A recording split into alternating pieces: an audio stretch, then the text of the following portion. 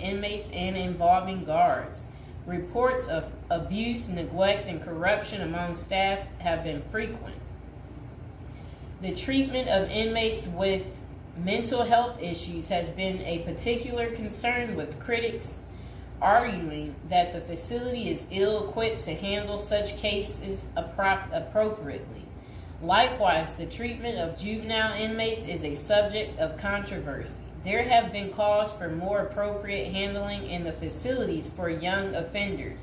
Numerous lawsuits and human rights investigations have targeted the conditions at Rikers Island, often focusing on issues like solitary confinement, the use of force by guards, and the prolonged detention of inmates awaiting trial.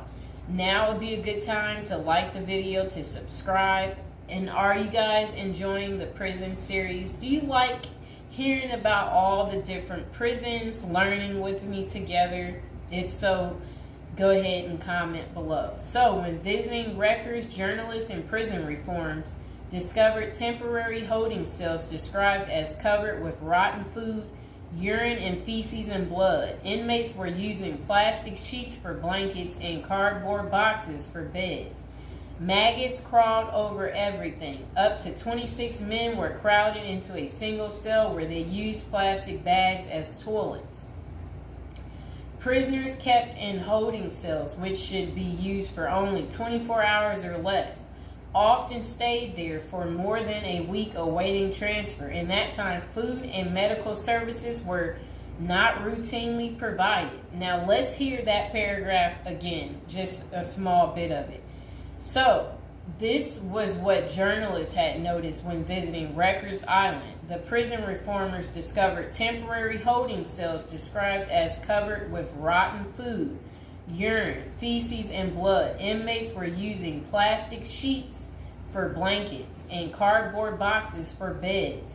Maggots crawled over everything. Up to 26 men were crowded into a single cell where they used plastic bags as toilets. That does not sound good, does it, people?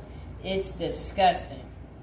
So over the years, there have been various attempts to reform Rikers Island, focusing on improving conditions, reducing violence, and providing better mental health care.